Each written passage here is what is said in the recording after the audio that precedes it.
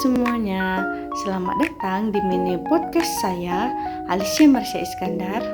Nah, pada hari ini kita akan membahas mengenai sesuatu yang paling sering kita temui, tetapi menjadi hal yang mungkin bagi sebagian orang dianggap hal yang mudah. Nah, hal yang akan kita bahas itu mengenai sebuah penyuntingan.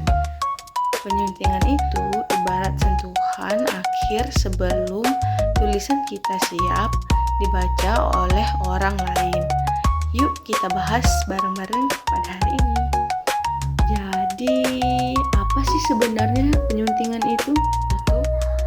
Penyuntingan atau editing adalah proses memperbaiki, menilai, dan menyempurnakan naskah supaya sesuai dengan kaidah bahasa dan mudah dipahami oleh si pembaca. Penyuntingan bukan cuma soal memperbaiki ejaan, tapi juga memastikan ide-ide tertata, logis, kalimatnya efektif, dan maknanya yang jelas.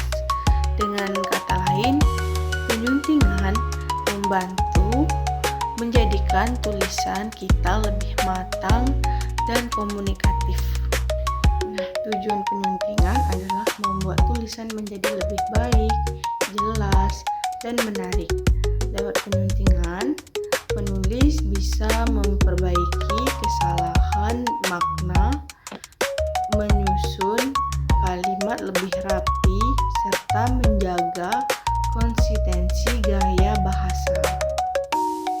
Nah, tujuan akhirnya agar pesan yang ingin disampaikan penulis benar-benar sampai kepada pembaca tanpa salah tafsir. Nah, sekarang kita bahas teknik penyuntingan.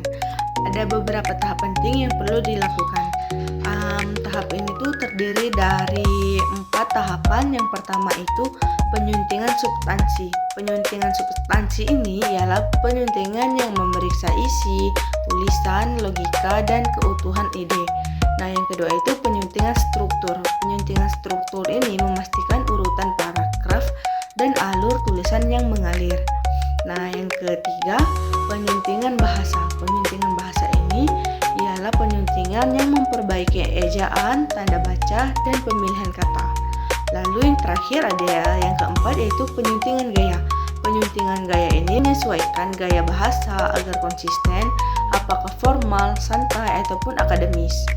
Nah, kalau semua tahap ini dilakukan dengan baik, hasil tulisan akan jauh lebih profesional dan juga akan enak dibaca.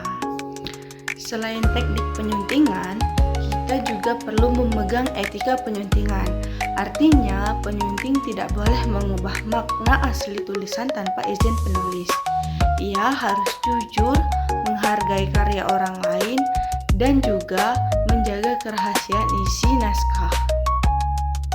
Nah, penyuntingan yang beretika bukan hanya ahli dalam bahasa, tapi juga punya tanggung jawab moral terhadap karya yang ia sentuh.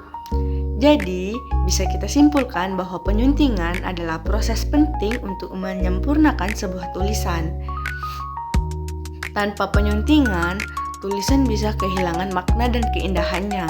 Nah, hal yang harus teman-teman ingat sebelum mengunggah atau melakukan publikasi kepada karya tulis, alangkah baiknya kalau kita tidak melupakan proses penyuntingan.